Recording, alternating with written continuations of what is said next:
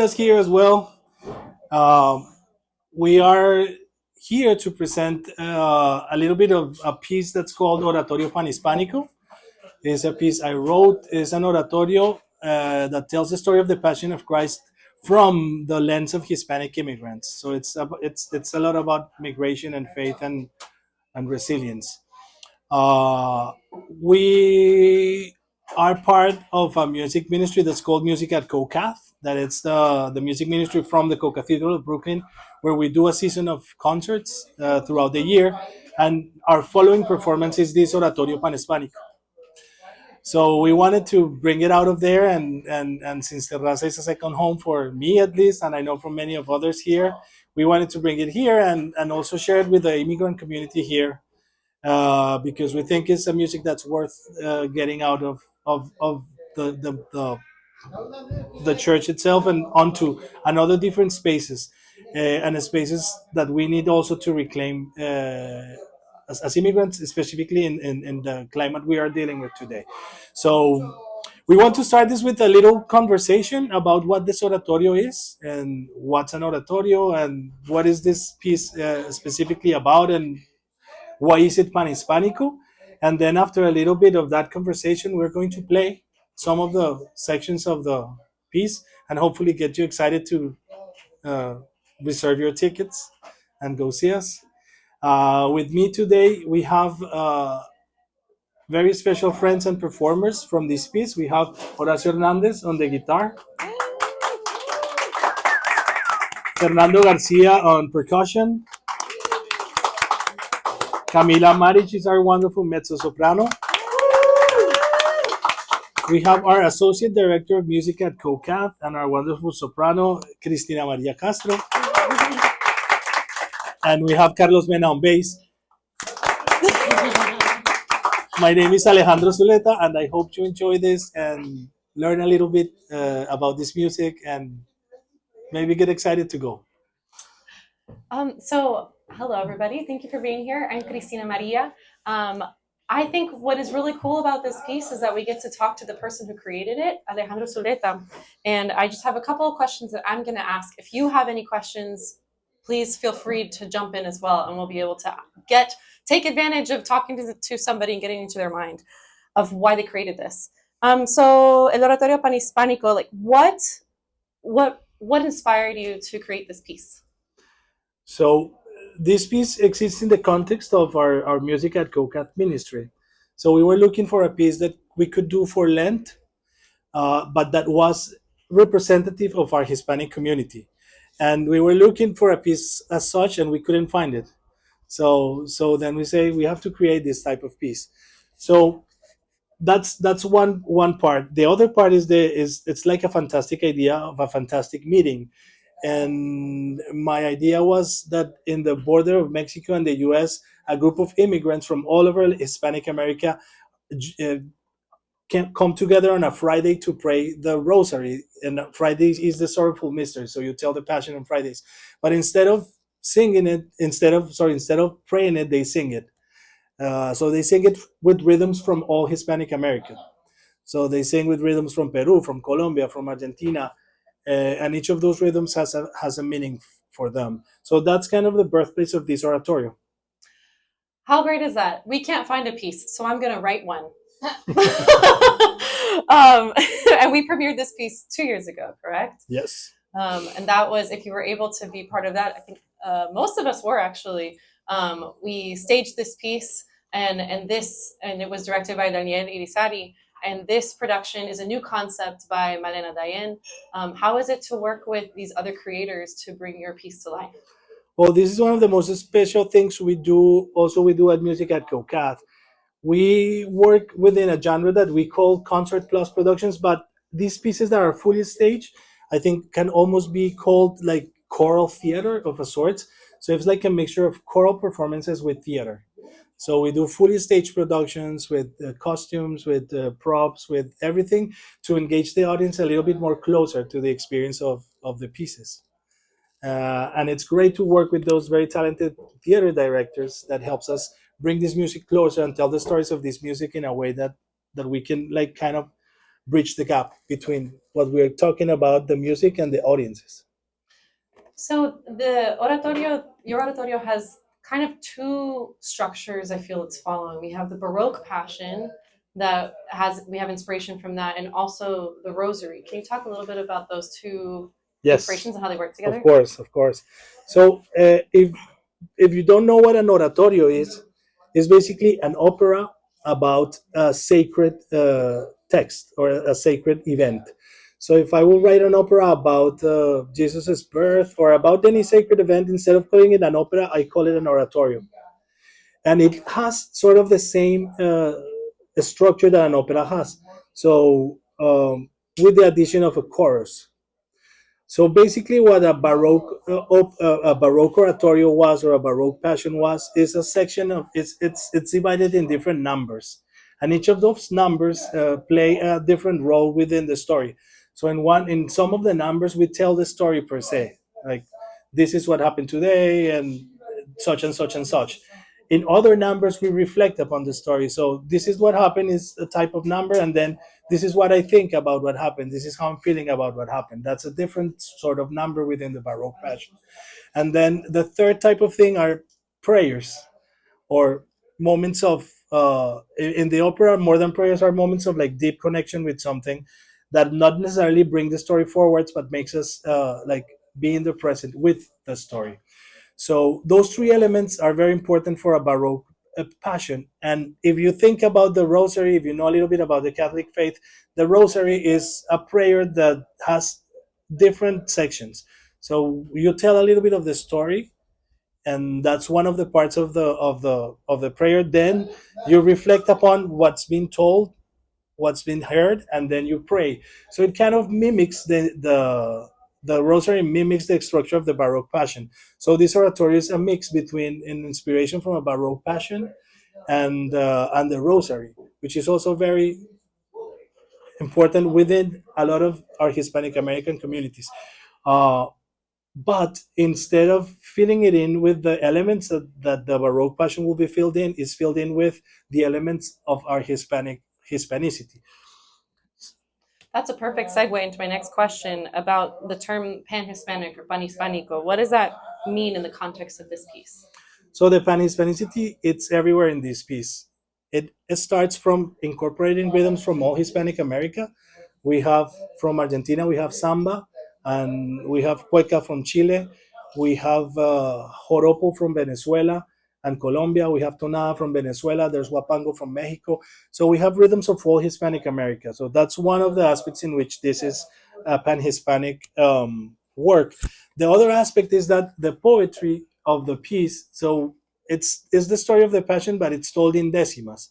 Decimas is a type of rhyme structure that was brought from Spain during the colonization, but it became very, very popular in Latin America. And all through Latin America, we have different types of decimistas that improvise this type of rhyme structure. So we have decimistas in Argentina, in Uruguay, in Chile, in Colombia, in Mexico, everywhere. So the way this passion is told is in decimas, which is very, very Hispanic American.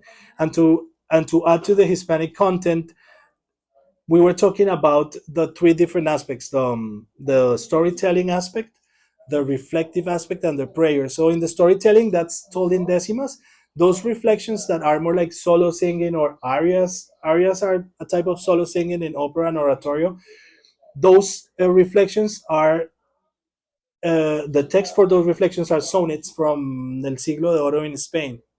So we imported those into Latin American rhythm. So you're gonna hear a sonnet of Lope de Vega sung in Vals Peruano, for example. And the last piece of this is the instrumentation of the piece itself. So it's a piece that blends choral, classical or contemporary choral music with the rhythm from Hispanic America, but also blends that sort of instrumentation. So if we see it today, it's like half of the band, but it's a Latin American band. So instead of having, we have guitars, instead of having, for example, harpsichords or pianos or other stuff, we have Latin American percussion instead of classical percussion, or the double basses um, from everywhere. And we mix that with chorals, soloist, and a wind quintet, which is flute, oboe, clarinet, bassoon, and French horn.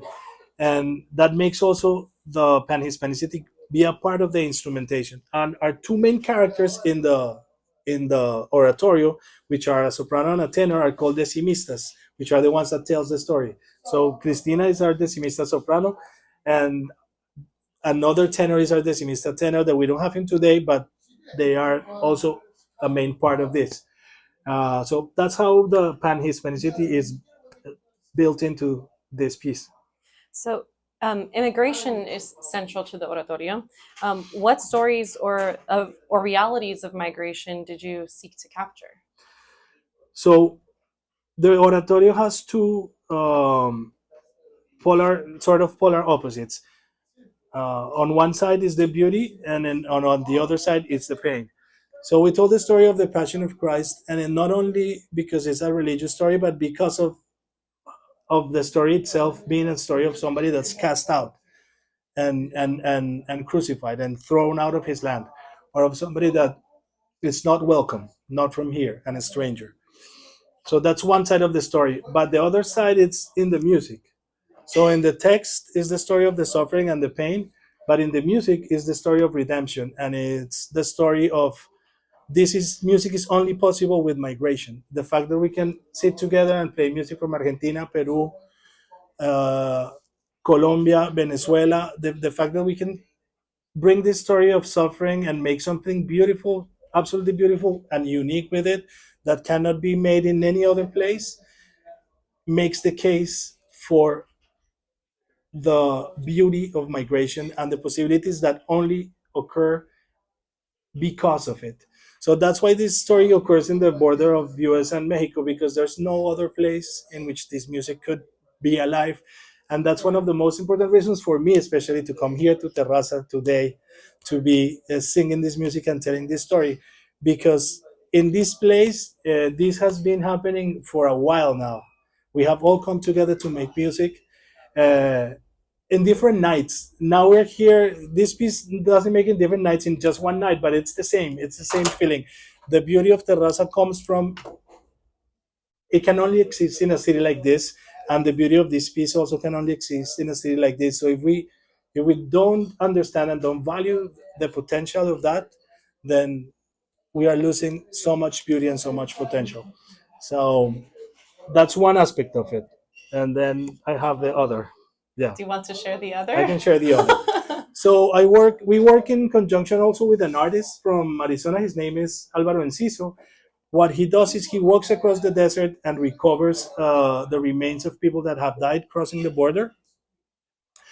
Then with those remains, he brings them sometimes back to the ONGs so that they can find the names of the people that have died, and he tries to recollect the stories, at least why they died, what was happening, and it's a beautiful labor so that families can also grieve and know what happened with those people.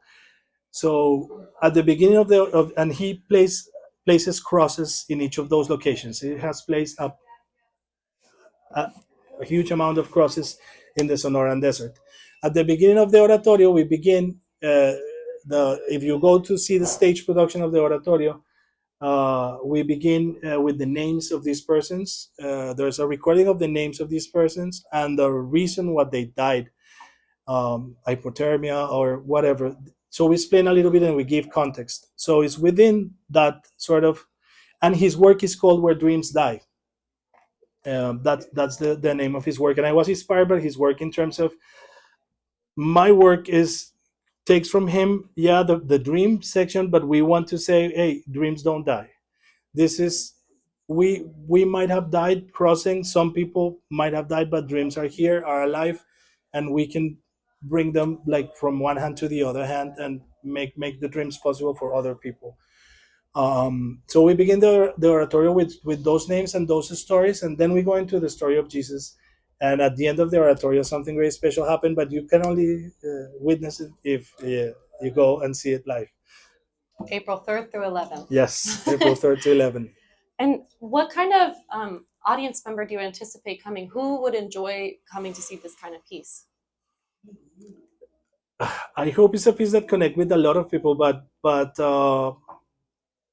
But I think, yeah, if you are Hispanic, I think you're gonna love it because you're gonna feel represented and you're gonna feel a connection with a lot of the rhythms and what's happening there.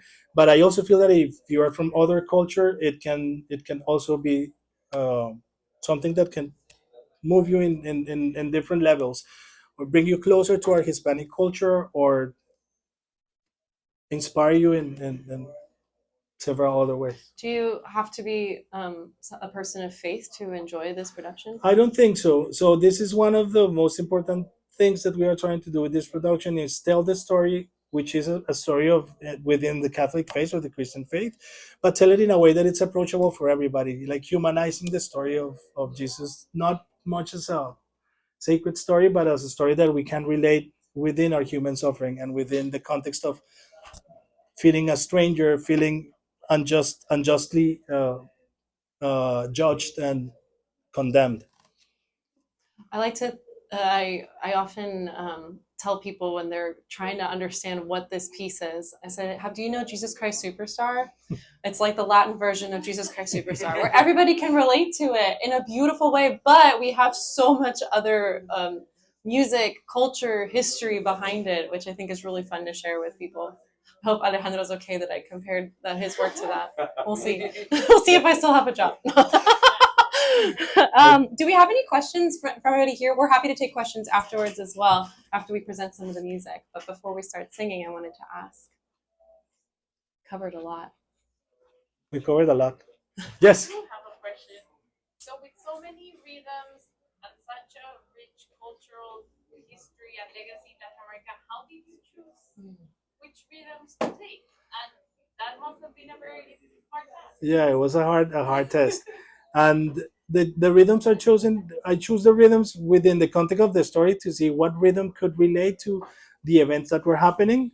So if you're gonna see now in a couple of the scenes that we're gonna play, my choices of rhythms and the text that which those rhythms are representing, but also the rhythms in this piece are characters as well. So they itself transform. So, for example, the rhythm I chose for Jesus is a samba, Argentina. And as Jesus gets crucified, the samba also gets crucified within the context of the piece. So the samba suffers a transformation as well.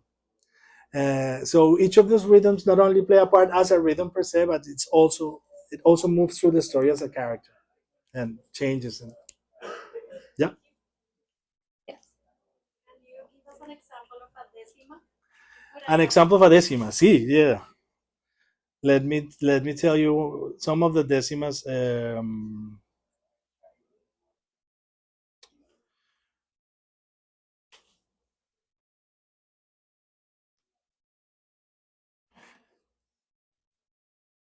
This one. Cumplió Cristo con lo dicho, consagrado en la escritura. No perdí ni una criatura de las que me había suscrito. Pedro, al sentirse en peligro, desenvainaba su espada y de una fuerte estocada cortó la oreja de Malco, que era el criado del sacro líder de esta coartada. That's an example of a decima. I can have a couple more. You'll get to hear that one sung soon as well.